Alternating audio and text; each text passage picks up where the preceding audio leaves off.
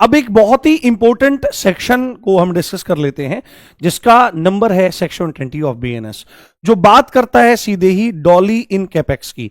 डॉली इस तरह भी लिखा रहता है, पर मूलतः तो डॉली ऐसे लिखा जाना चाहिए, डॉली इन कैपेक्स। डॉली इन कैपेक्स का मतलब क्या होता है?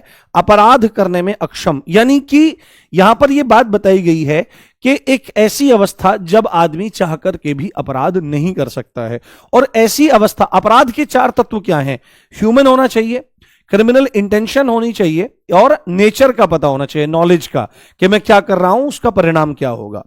तीसरी बात, उससे क्या होना चाहिए, उसके उस इंटेंशन को पूरा करने के लिए कोई एक्ट होना चाहिए, और उस एक्ट से समाज को या किसी व्यक्ति को नुकसान होना चाहिए किसी भी तरह का, तब वह कार्य क्या बनता है? अपराध आपका बनता है।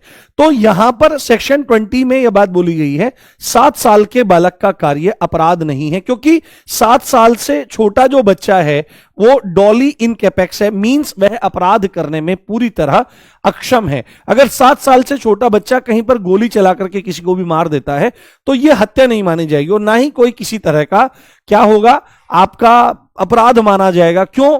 क्योंकि ये 7 साल से छोटा जो बच्चा है, इसको ना तो अपराध की प्रकृति पता है ना, ना तो इसको नेचर पता है कि भाई अपराध की नेचर क्या है, और ना ही भाई इसको परिणाम पता है, ना ही इसको रिजल्ट पता है। यानी कि ना तो इसकी कोई क्रिमिनल इंटेंशन बन सकती है, और ना ही इसकी समझ इतनी डेवलप है कि यह किसी अपराध को अंजाम दे सके। ये एक्ट आपका, ये आपका सेक्शन बहुत ज्यादा जरूरी है।